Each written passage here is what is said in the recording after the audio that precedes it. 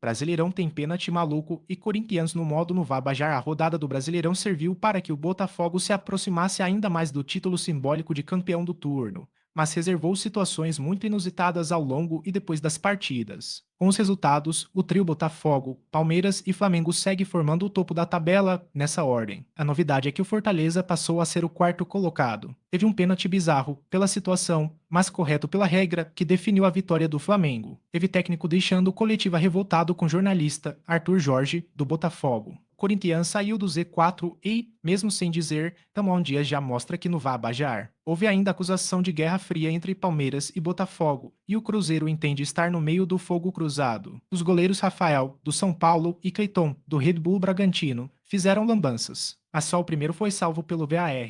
Pênalti maluco, o pênalti para o Flamengo foi disparado o lance mais doido da rodada. A dúvida, talvez, tenha aparecido pela raridade do lance, mas a regra do jogo embasa a decisão do árbitro Maquielson Lima Barbosa de apontar a marca da cal quando Barreto, do Criciúma, chutou propositalmente uma segunda bola que estava na área quando Cebolinha avançava com a que estava em jogo. O próprio jogador admitiu, depois, o desconhecimento da regra. A tentativa de ser malandro e atrapalhar o ataque do Fla custou caro. Gabigol fez o gol da vitória rubro-negra. E o torcedor que jogou a bola em campo? Tá tendo até uma briga pela autoria. Ao fim das contas, a galera puxou as imagens e descobriu que foi um sósia do Léo Pereira. O líder tá bolado, o Botafogo venceu o Internacional, manteve a distância na liderança do Brasileirão, mas o técnico Arthur Jorge ficou bolado na coletiva. Tudo porque um repórter deixou a entrevista coletiva dele no meio de uma resposta. A zona mista no estádio Newton Santos fica do lado da sala de coletiva. É comum que repórteres às vezes saiam no meio para se posicionar para entrevista a um jogador. Só que o técnico ficou revoltado. Parou de falar e disse que faria o mesmo em situação seguinte. Considerou falta de respeito.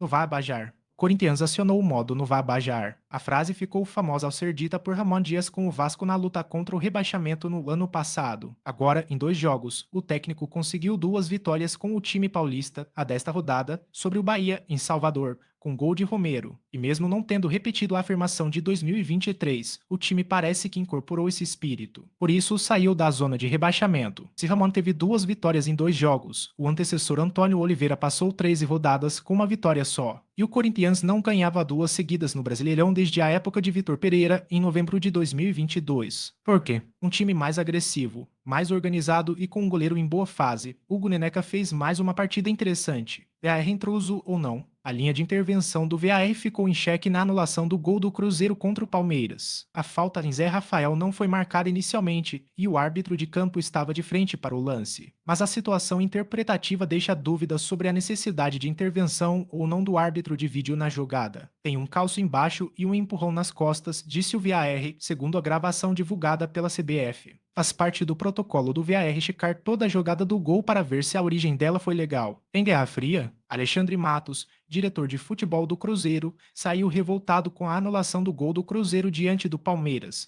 na derrota por 2-0. Seria, àquela altura, o empate do time mineiro. O dirigente apontou que, neste caso, o Cruzeiro acabou sendo prejudicado no meio do que classificou como Guerra Fria entre Palmeiras e Botafogo, na pessoa de Leila Pereira e de um testor, tudo por conta das dúvidas sobre a arbitragem e a acusação de manipulação pró-Palmeiras trazidas por testor. Essa Guerra Fria, vamos chamar assim, do Rio para cá, daqui para o Rio, que foi isso, que foi aquilo. Investidor de fora falando que tudo aqui tá errado, que tem suspeita disso, daquilo. Tá criando isso. O Cruzeiro foi prejudicado. Alexandre Matos, diretor de futebol do Cruzeiro Coutinho e Thiago Silva de volta com Copa do Mundo e anos de futebol